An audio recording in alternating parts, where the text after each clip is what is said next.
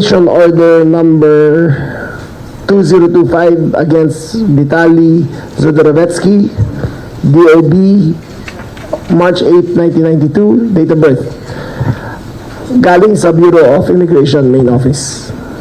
Ang mission order po ay nakalagay na recommended noong 2 ng Abril na may sinasabi na ang sinasabing si Vitaly ay may na-file na police blotter sa PNP Southern Police District ng isang security guard na doon nakabase sa BGC Taguig. Sa parehong araw ng alas 4:30, 4:35, ang Bureau po ay nakipag-coordinate sa CIDG para kunin si Vitaly in custody. Pagdating ng CIDG main office, kasama si Vitaly, dinala siya sa BI Intelligence Office para mag-conduct ng proper booking procedure and capturing of his mugshot. Pagkatapos nun, yung mga BI agents ay in-escort si Vitaly papunta sa Bureau of Immigration Warden's Facility para sa temporary safekeeping. Habang ando doon ay kinundak ng inquest proceedings against him. Noong 3 ng Abril, ang BI Legal Division ay nag-conduct ng inquest proceedings laban kay Vitaly. Habang inquest, si Vitaly kasama ang kanyang abogado ay umamin sa acts of harassment and disrupting public peace and safety.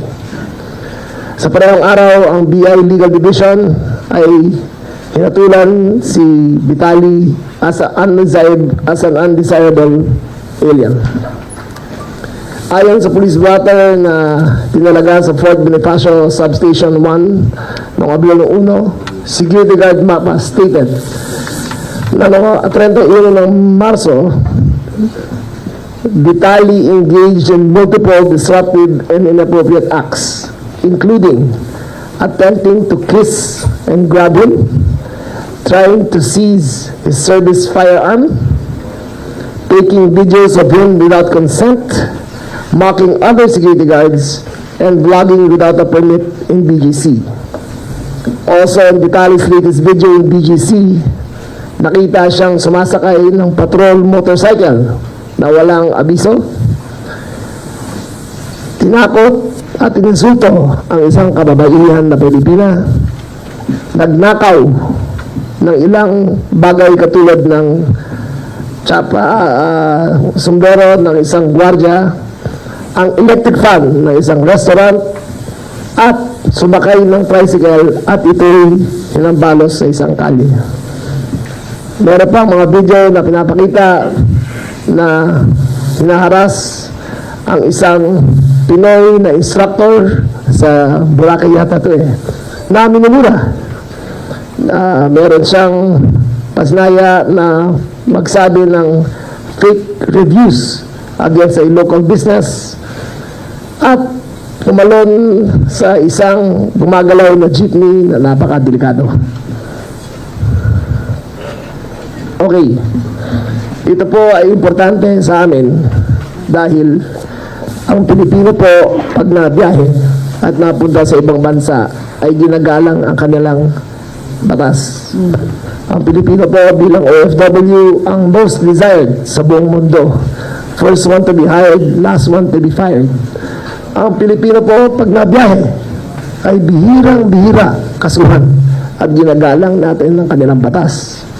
Ngayon po may dumating dito na isang Ruso na Amerikano na hinahamak ang ating pagkatao bilang Pilipino.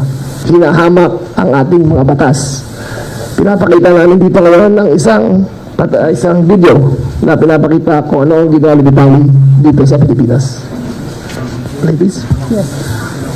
Everybody, we could all look at the screens and watch the videos that we have collated for you. Thank you.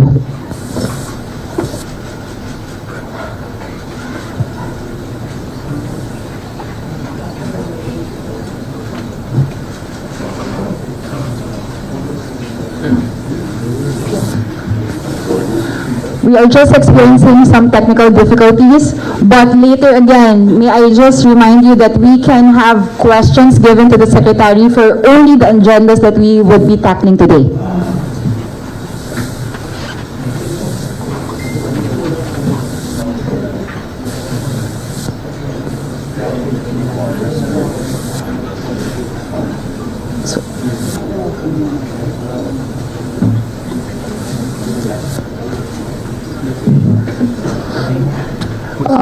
bago tayo magpatuloy, isasaad ko rin na yung 5 acts na chinarge siya ay ipapile sa Taguig, di ba? Sa Taguig? Substation. Ipapile na. At baka doon siya ay under custody siya ng Bureau of Immigration as an undesirable alien. Ngayon, mag-uusap pa ang Bureau of Immigration at CIDG ukol sa proseso nito. Pero sa akin paningin, at ito'y akin lamang, hindi ito'y batas yung sabi ko, ay doon muna siya nananatili sa Bureau of Immigration Detention Facility sa Muntinlupa habang siya'y naghihintay na paglitis sa kanya rito. Hindi po namin siya i-deport. Mananagot siya sa batas dito sa Pilipinas. Tapos na po ang mga dayuhan na kaya na lang napastangin ang mga Pilipino. Ito'y ehemplo na seryoso tayo na sa sariling bayan natin, hindi tayo magpapabasa sa kanila. Okay. Papakita niya. We can play the video now. Thank you.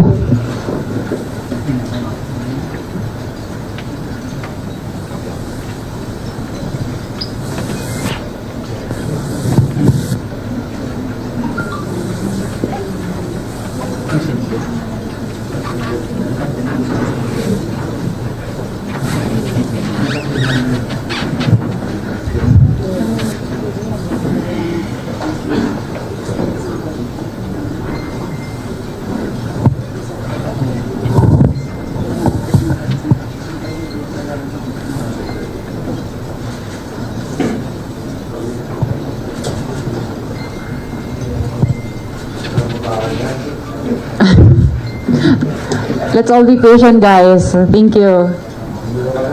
Bilis ka mo, napapahiya na ako dito eh.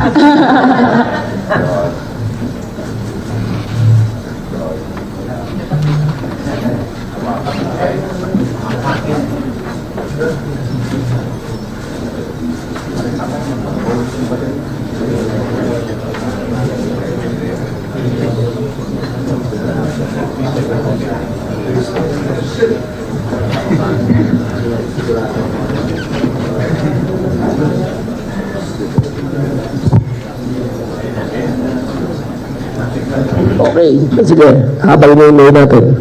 Meron pa tayo isang kaso na tungkol sa mga 8 pulis na nahuli, na naghulidap nung Biyernes. Biyernes ba? Tama ba ako, General? Pag-report ang nangyari sa mga pulis natin.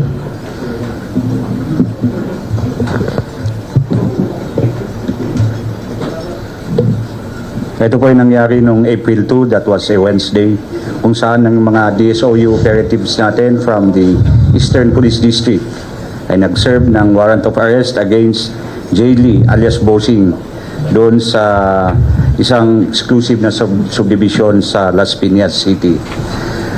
Ito po, pagkatapos ng operasyon na inaakusa po sila nung Chinese na Jay Lee na kanilang inuli na ang mga operatiba ay kinuha nila yung pera at mga jewelries and other items na nagkakalaga ng more or less 72 million. Sa ngayon po, itong mga operatiba na to ay nakasuhan po natin, napa-inquest natin nung Sabado at sila ngayon ay temporarily detained sa Las Piñas City Police Station detention facility.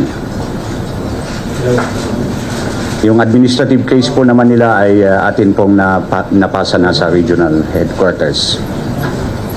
Ano ba sa video? Bakit?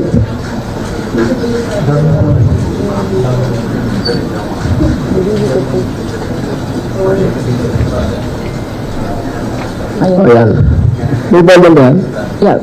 Video starting. Thank you. Bakit?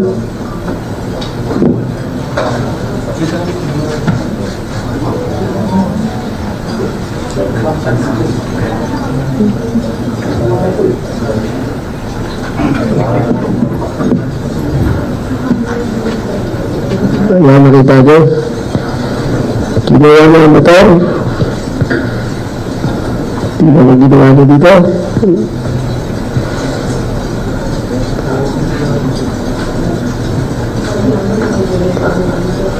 Yan ang pag-aresto sa kanya.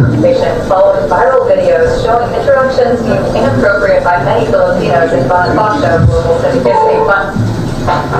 respecting local laws is a fundamental part of being a responsible citizen. Recently, a Russian blogger made headlines after its actions raised concerns among the public.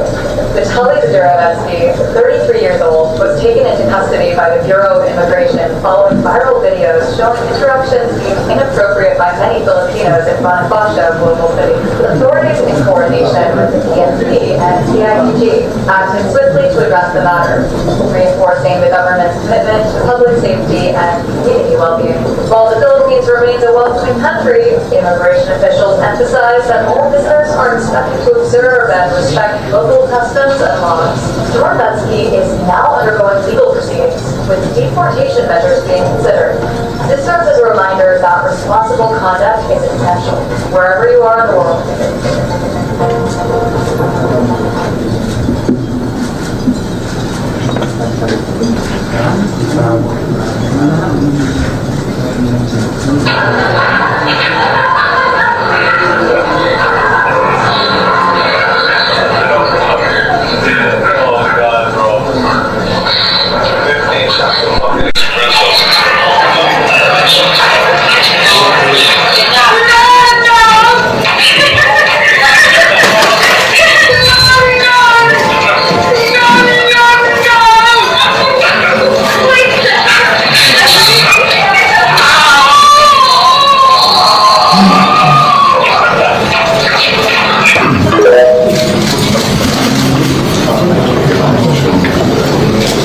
Have you seen about this side?